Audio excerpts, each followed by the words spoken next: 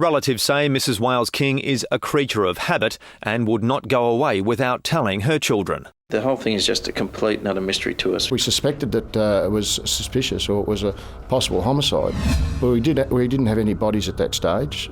They were quite a rich couple, and no reason for them going missing. Paul was in poor health, didn't make any sense. You always think that then never going to happen to you, and we just can't believe it. They were last seen alive 3 days earlier at a family dinner at Matthew and Maritza Wales' Glen Iris home.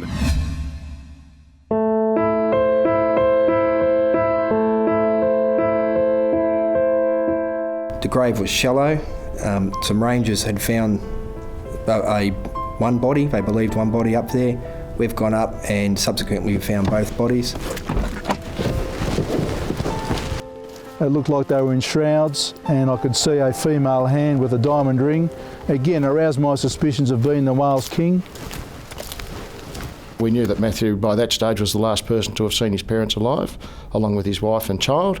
But that's all we had. So we had to try and link Matthew to this area in Marysville. This is where the forensics came into it in a big part. We had DNA, we had blood, and we had in chemistry we had paint samples, we had soil, and we also used botany as well. We found some rocks and other items, chains and so forth, which weren't unique to the area. Well, we were able to confirm that Matthew hired a trailer. And this guy didn't plan how to get rid of the bodies.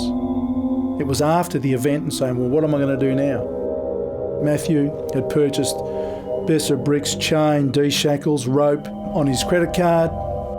He would have come out here with his crowbar and mattock and shovel, and he started to excavate this particular ground. And as you can see, this particular ground is quite hard, a lot of shale and tree roots. So with the tools that he had at his disposal, he started excavating, and I think either through sheer laziness or through sheer exhaustion, he could only manage to get down about 2 metres.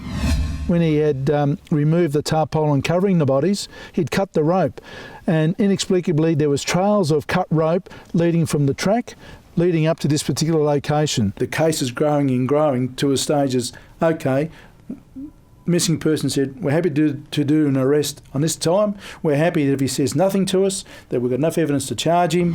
Interviewed by Homicide Squad detectives who later flanked him during an out-of-sessions hearing at the Melbourne Magistrates Court.